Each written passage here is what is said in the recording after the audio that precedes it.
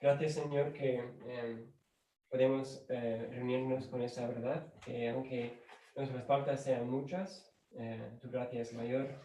Señor, por tu gracia nos has salvado y por tu gracia nos has traído a ti, por tu Hijo, y has tomado nuestro lugar, has tomado y has consumado la ira que nosotros merecíamos en tu Hijo. Y Señor, ahora podemos en libertad adorarte en espíritu y en verdad. Y Señor, te damos gracias por ese espíritu que nos une y nos trae aquí para adorarte y así pasar la eternidad en un gozo eterno y, Señor, incalculable y impensable. Así que bendiga tu palabra, Señor. Pido que no ponga yo palabras en tu boca, sino que pongas las tuyas en la mía, y que bendiga tanto mi vida como tu iglesia. Y Señor, te doy las gracias por tu espíritu, que es más poderoso que cualquier canción o cualquier charla, Señor, que es tu palabra, que es viva y eficaz para edificarnos y para que te podamos conocer a través de ella. Es en el nombre de tu Hijo que lo oramos. Amén.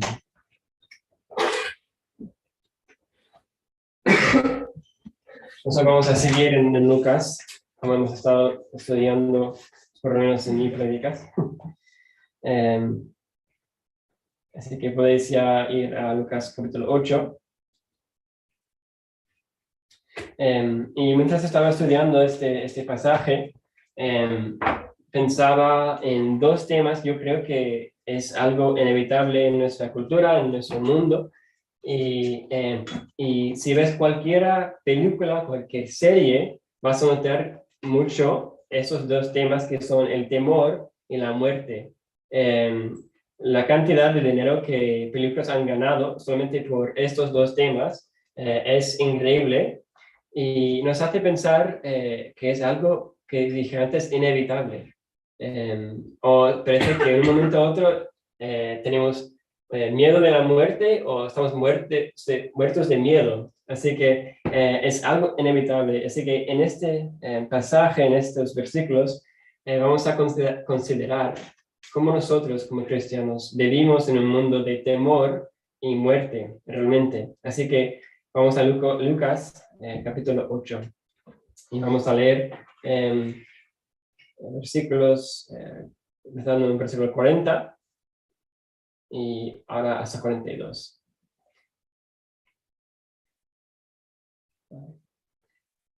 Cuando Jesús volvió, la multitud le recibió con gozo, porque todos le habían estado esperando.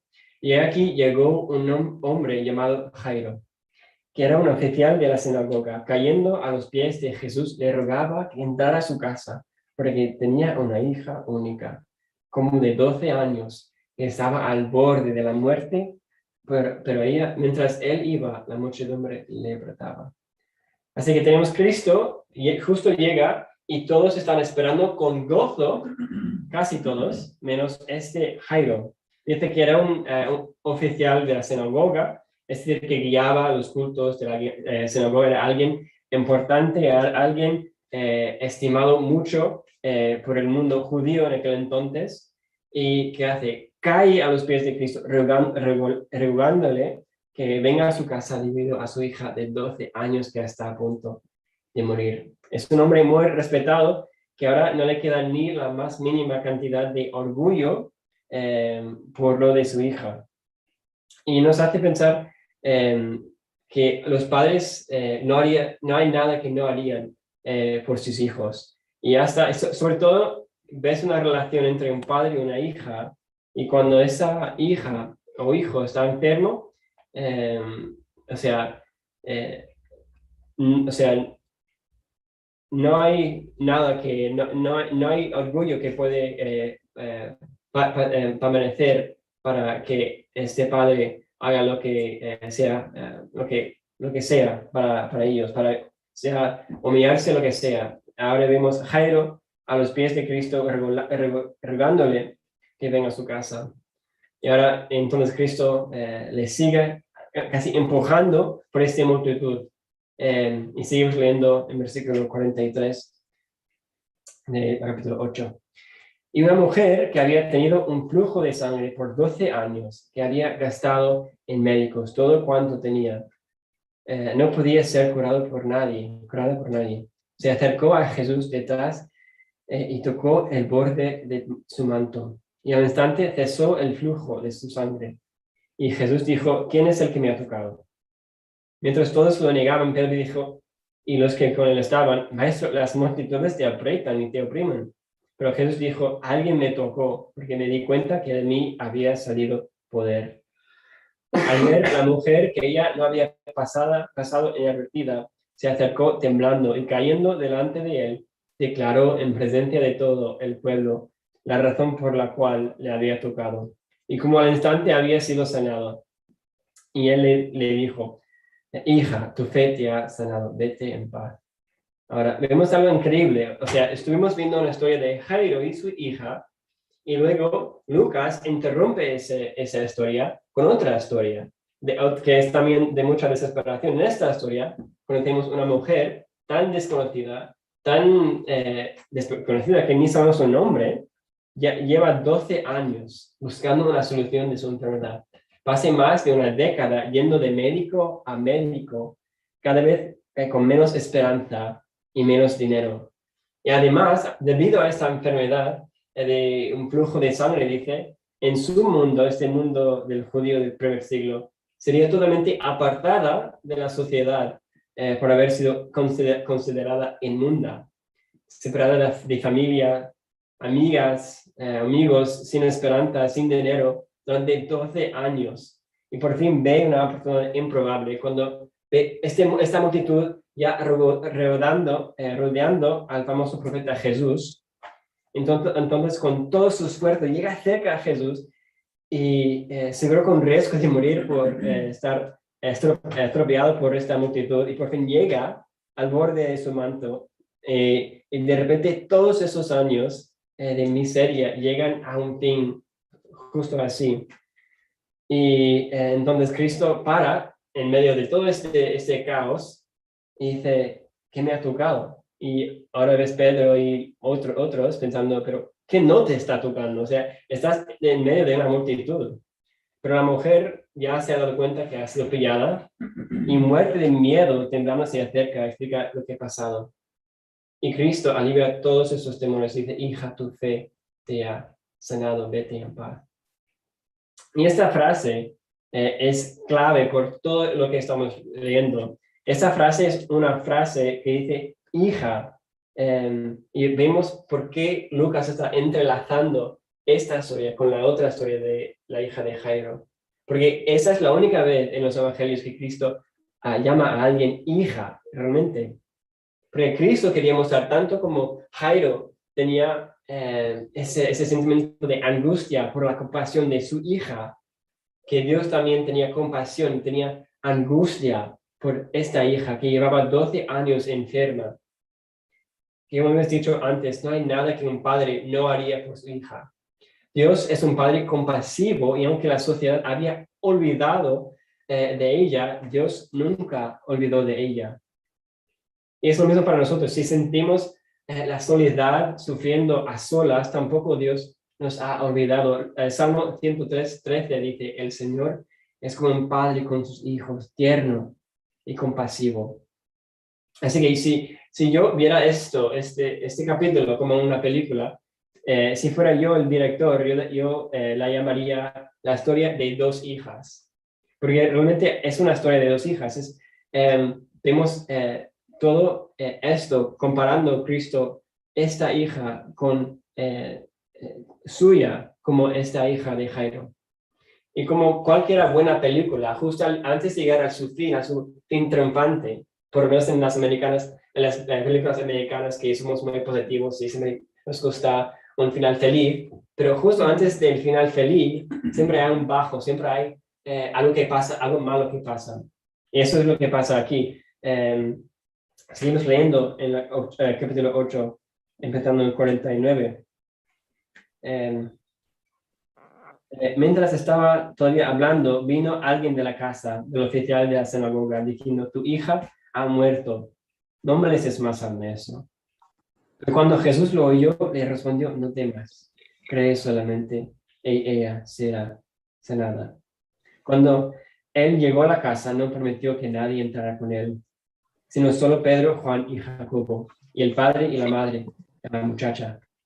Todos la lloraban y se lamentaban, pero él dijo, no lloréis, porque no ha muerto, sino que duerme.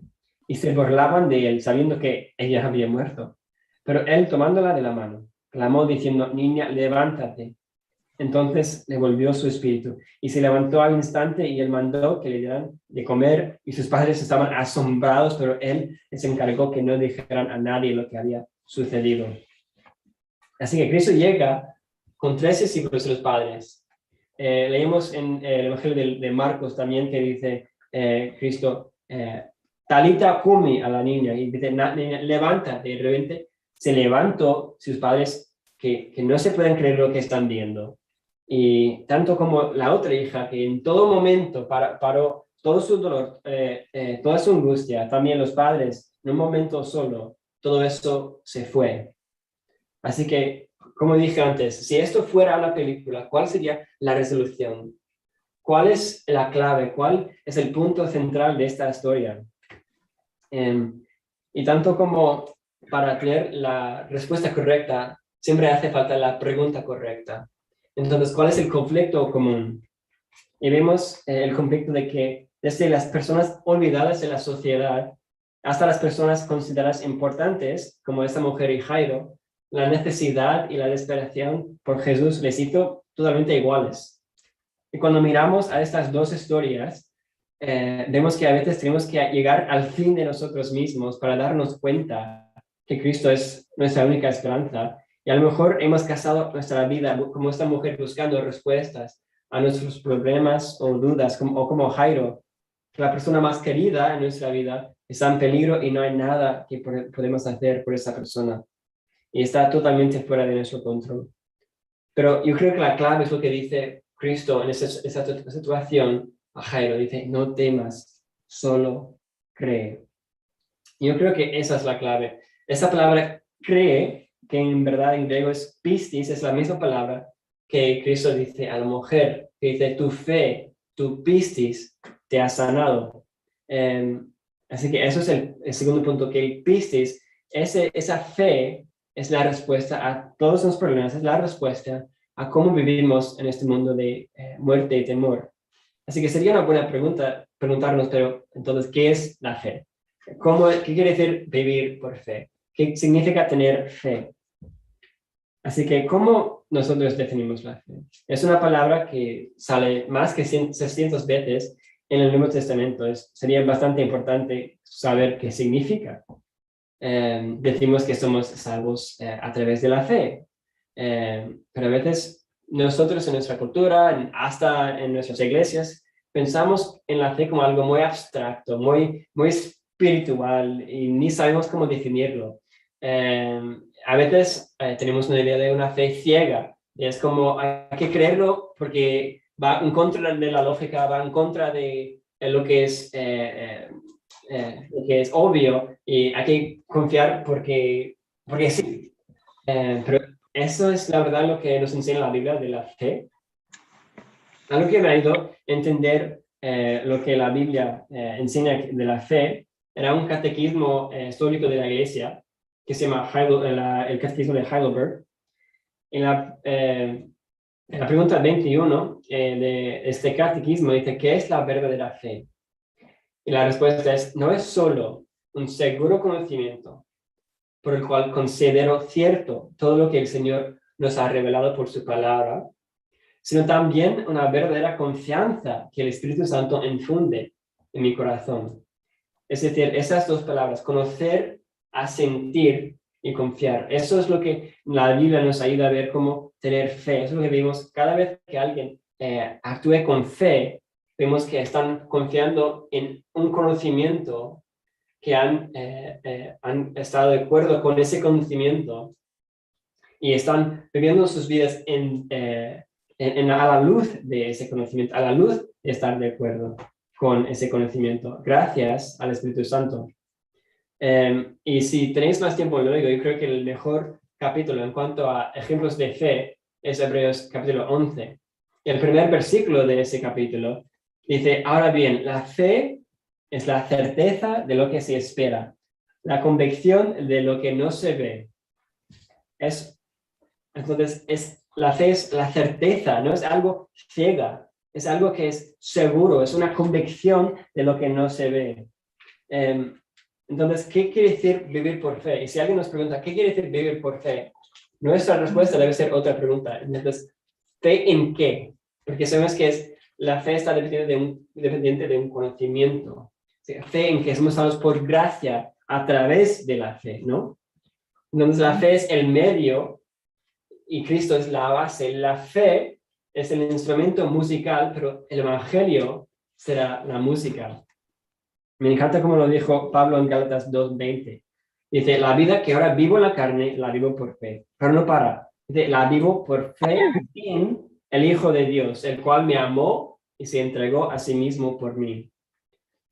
Así que este conocimiento que nos da el Espíritu Santo de un Padre compasivo no es solo un hecho que afirmamos con la mente, es un conocimiento personal, algo que hemos conocido. Por ejemplo, si alguien está llamado para ser un testigo en un tribunal, ¿por qué vale tanto su conocimiento? Porque su conocimiento no es algo que han aprendido solo, sino es algo que han experimentado personalmente con sus vidas. Por eso Hebreos dice que es la evidencia, como si estuviera en un tribunal.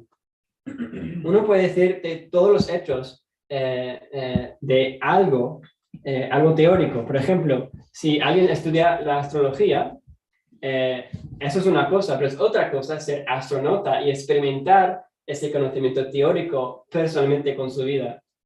Un puritano que se llamó Jonathan Edwards dijo algo que me impactó mucho. Él dijo, existe una diferencia entre tener una opinión de que Dios es santo y lleno de gracia y tener una sensación de la placidez y la belleza de esa santidad y gracia. Hay una diferencia entre tener un juicio racional de que la miel es dulce y tener una sensación de la dulzura. Un hombre puede tener la primera sin saber qué gusto tiene la miel, pero no puede tener la segunda a menos que tenga una idea en su mente de cómo sabe la miel. Así que hemos conocido de esa forma el Padre compasivo, hemos saboreado su dulzura, como dice el Salmo 34, ¿no? Gustad y ved que es bueno Jehová. ¿Estás de acuerdo de tal forma que cómo vives se ve en cómo vives la vida a la luz de ese conocimiento de ese Padre compasivo? Pero otra vez, mi pregunta es, ¿cómo hacemos eso? ¿Cómo vivimos eso? Y esa es la gran pregunta. ¿Cómo vivimos a la luz de ese conocimiento? O como decimos al principio, ¿cómo vivimos en el mundo de temor y muerte? Volvemos otra vez a Lucas, a la historia de estas dos hijas. Porque se nota que esta historia es una historia de muerte y temor.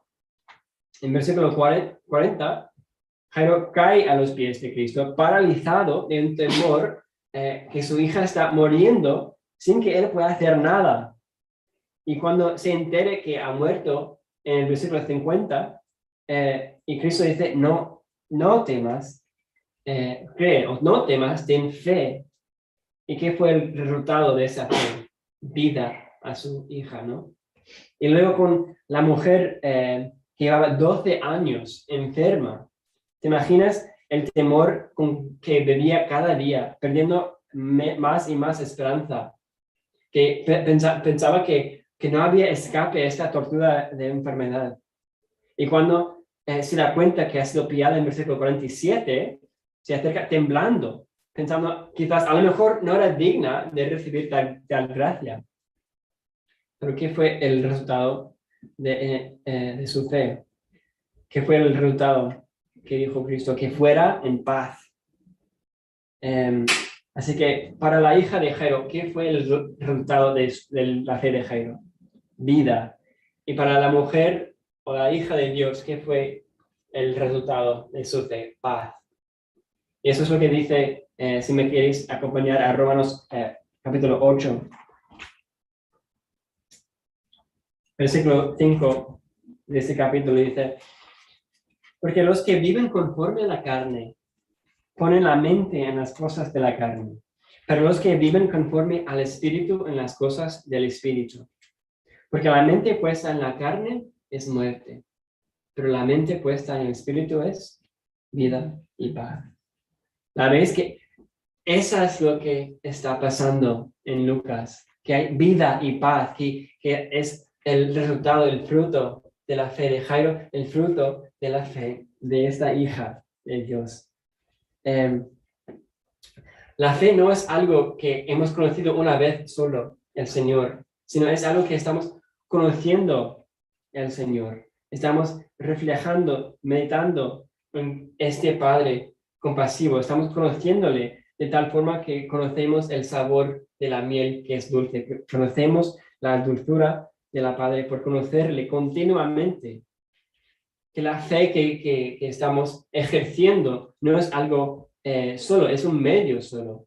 Pero si queremos medir nuestra fe, hay que medir la base, el objetivo de esa fe, que es conocer al Padre a través del Hijo. Dice también Pablo en Colosenses que hemos de buscar las cosas de arriba, donde está Cristo sentado a la diestra. Poned la mira en las cosas de arriba y no en la tierra. Así que hemos de vivir hemos de vivir no por ver, sino por fe, no por una fe ciega, sino una fe que ve algo mejor que todo que nos rodea, que es la gloria de Cristo misma. Ahora, si estáis en Romanos capítulo 8 todavía, mira, empezando en versículo 12. Así que, hermanos, somos deudores, no a la carne, para vivir conforme a la carne. Pero si vivís conforme a la carne, habréis de morir. Pero si por el Espíritu hacéis morir las obras de la carne, viviréis. Porque todos los que son guiados por el Espíritu de Dios, los tales son hijos de Dios. Pues no habéis recibido un espíritu de esclavitud para volver otra vez al temor, sino que habéis recibido un espíritu de adopción como hijos, por el cual clamamos Abba, Padre. El Espíritu mismo da testimonio a nuestro espíritu de que somos hijos de Dios, y si hijos, también herederos, herederos de Dios y coherederos con Cristo, si en verdad parecemos con Él, a fin de que también seamos glorificados con Él. Así, gracias a este Abba, nuestro Padre compasivo que conoció esta mujer, que conoció Jairo, ya somos hijos como esta mujer, somos hijos por el Espíritu, somos hijos por lo cual vivimos no por temor ya, sino en una vida de vida y paz, conociendo más y más nuestro Padre, conociendo la base de nuestra fe por Cristo, que es nuestra única salvación. Oramos. Gracias, Señor, que por tu palabra te podemos conocer cada día, que tú no nos has dado una fe sin nada, sino que nos has dado una fe en tu Hijo, por tu Espíritu, y nos has abierto los ojos ciegas por el enemigo, los ojos porque nosotros antes amábamos más la oscuridad, las tinieblas que la luz, y ahora nos has dado luz, Señor, desde dentro a afuera, y pedimos que nos des una visión de esa luz que es tu Hijo. Que nuestra fe no es ciega, que nuestra fe no es una que nos guía a una vida de muerte y temor ya, sino que nos concentra en este Padre compasivo que ni escatimó ni a su propio Hijo para que te podamos conocer. Bendiga tu palabra en nuestros corazones, Señor, y que en este día, tu día de descanso, tu día santo, Señor, separado de los otros días, que podamos de una manera especial con tu familia reconocer qué quiere decir ser hijo, un hijo nacido de ti y por tu gloria. Y todo esto oramos en el precioso nombre de Jesús.